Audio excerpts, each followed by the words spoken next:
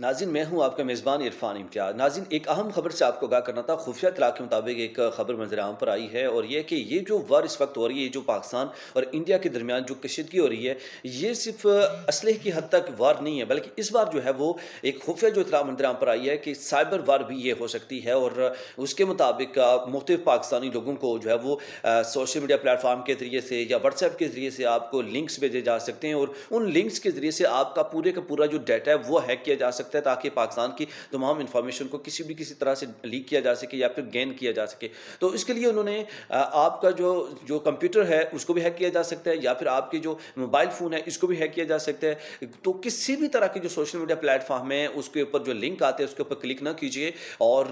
बिल्कुल छान-बीन करें कि आपको किसने लिंक भेजा है और किसने नहीं भेजा। और बिलख़ुसूस इसके मामले में ना आप बिल्कुल एहतियात बरतिए, क्योंकि अगर आपने इस तरह के लिंक के ऊपर क्लिक कर दिया खुदा न खास्ता, तो आपका पूरा डाटा ना सिर्फ हैक होगा, बल्कि इसके साथ-साथ आपके इर्द-गिर्द जो लोग हैं वो उन तक भी पहुँच जाएँगे और तमाम तर जो खबर है वो इस तरह से साइबर वार के ज़रिए से जो है वो अटैक करने की भी कोशिश दूसरे लफ्ज़ों में करने की कोशिश जो है वो की जा रही है।